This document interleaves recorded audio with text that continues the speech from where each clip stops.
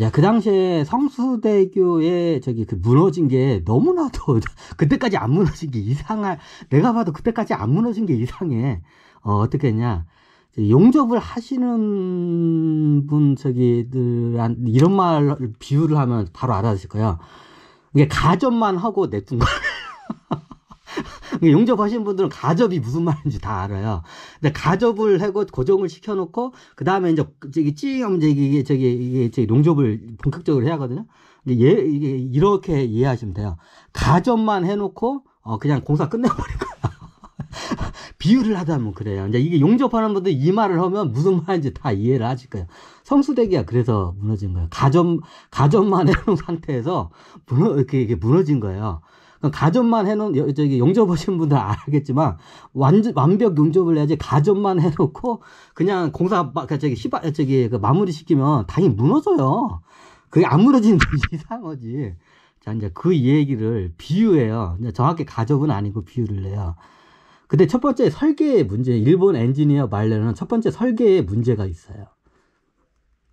왜 설계를 이렇게 했는지 일본 엔지니어들은 도저히 이해를 못하는 거야. 왜 이렇게 미친 설계를 했는지 이해를 안 되는 거야. 아까 말씀드렸지만 보통 이게 중간 교각을 이렇게 올리잖아요. 이게 여기 뭐 기둥이 이렇게 있어. 대략 그릴게요. 이게 있어. 그러면 중간 교각을 갖다가 얘를 갖다가 여기하고 여기를 갖다가 연결을 해야 돼요. 근데 보통 이게 우리가 큰 다리, 한강다리 다 보시면 큰 볼트 너트를 가지고 다 짱짱하게 막 겁나게 많이 박아가지고 이걸 다 교정을 시켜요. 근데 이게 당연한 거예요. 너무나도. 그냥 크레인으로 딱 되면 볼트 너트 구멍 맞추고 딱 하고 드르륵 해가지고 그냥 교정하면 딱 작업 끝. 그냥 이렇게 돼요. 굉장히 쉬워요. 근데 설계를 어떻게 했냐, 여기와 여기 사이 볼트를 넣어 놓은 게 아니라, 이 이음 부위를 어떻게 했냐, 용접 처리, 용접 처리로 설계를 해버려요. 네, 말도 안 되는 설계예요. 아니, 용접하면 되잖아요. 되긴 돼요. 근데 우리가 알고 있지, 뭐, 검사하자면 일자로 용접봉 가지고 찡 하는 걸로 용접하잖아요. 그냥, 다리 그냥 똑 떨어져요. 그 하중을 못 벗대요. 그럼 그렇게 했나요? 그렇게 설계를 안 했어요. 설계를 어떻게 했냐면, 이게 보면 이제 이 용접하는 그 사이가 있어요. 그 교정하는 용접은. 거기를 어떻게 하냐. 그러면 이 철판과, 이게 A 철판과 B 철판 교각이에요. 여긴 다리 이게 기둥 부위고, 여기는 중간자, 그 철제 부위예요. 그러면 이 중간 부위를 갖다가 이제 용접을 해야 돼. 용접을 해야 돼. 근데 이 중간 부위를 어떻게 용접하냐? 어떻게 하냐? 이게 사람 한 명이 이렇게, 이게 사이에 이게 쭈그리고, 그것도 등치가 굉장히 작아야 돼요. 사람 한 명이 이 사이에 쭈그리고 들어가지고 용접을 어떻게 하냐. 이걸 현장에 있는 분들은, 이게 용접 하신 분들은 세상에 그런 용접이 있냐고 다들 어이없어 하실 거예요. 이 용접을 어떻게 하냐. 용접봉으로 해가지고 여기를 갖다가 이만큼 사이가 용접은 딱 붙어 있으면 여기 찡 하고 가면 되잖아. 그게 아니야. 여기가 대략 한 1m 정도가 떨어져 있어요. 이 1m 정도 떨어져 있는 거를 뭘로 한다? 근데 이 사이를 용접으로 다 메꿔야 돼요. 용접하신 분들은 세상에 그런 용접이 어디 있냐고 다들 말하실 거예요. 약 1m 정도 떨어진 걸 갖다 설계를 해놓고, 한 사람 쭈그리고 앉으면 딱 그 사이즈라고 하더라고. 1m가 안 돼요. 한 사람이 쭈그린다.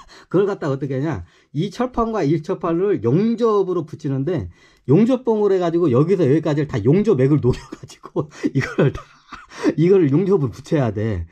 그러면 이게 시간이 겁나게 걸리고 비용도 겁나게 들고 용접봉이 겁나게 들어가요. 이게 여기 이 사이로. 이게 말도 안 되는 설계를 갖다가 현장에다 내려준 거예요.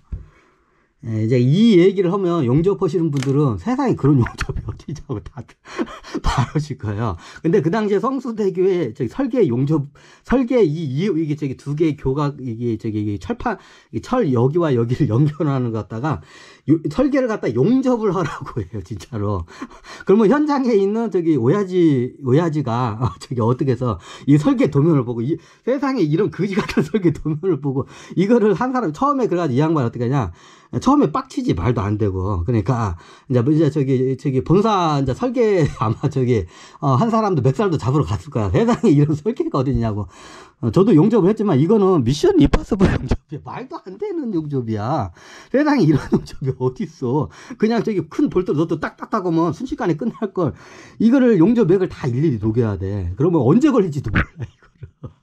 이게 쭈그리고 앉아서 그러면 밑에서도 이게 하면 용접동을 때리고 옆에서 이제 저기 에어로 이제 그걸 빨아들여가지고 버리고 이제 이걸 굉장히 이 말도 안 되는 이런 걸 설계로 이제 내준 거야. 그러니까 저기 이제 오야지 10장이 그 당시에 어떻게 했냐면 이제 그 오야지 10장하고 얘기를 했는데 오야지 10장은 처음에는 저기 이게 한번 저기 본사 가서 한번 이제 박치기 했겠죠. 당연히 이런 거지 같은 설계가 나왔으니까.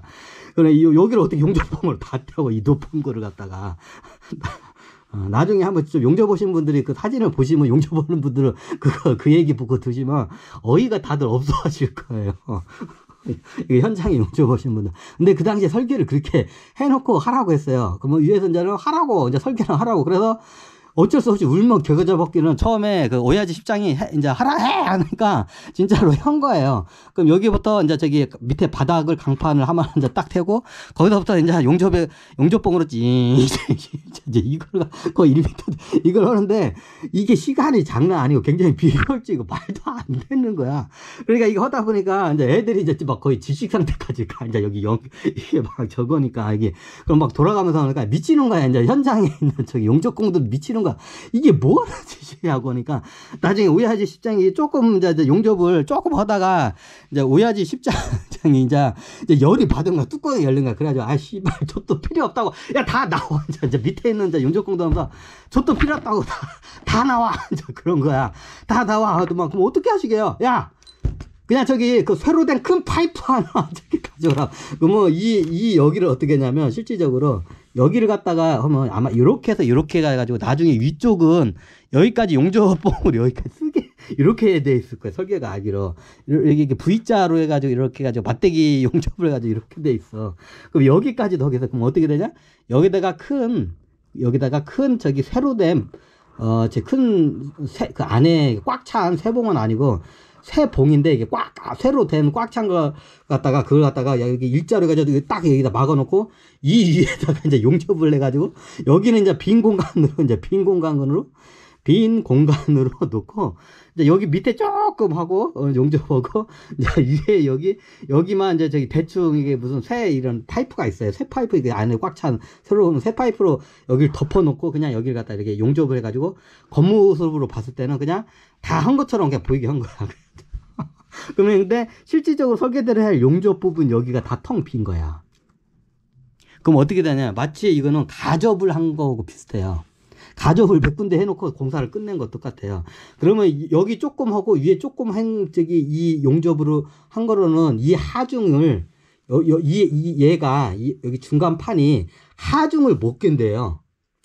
부실공사죠.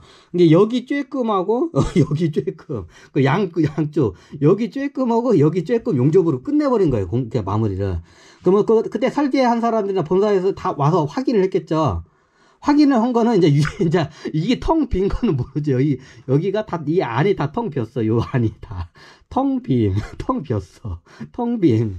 그러면 이게 설계대로 안 해서, 그러면 이게 설계사나 본사에서 봤을 때는 이게 다 된 것처럼 이제 이게 본 거야. 확인하고 이제 갔어. 그리고 이제 공사 끝.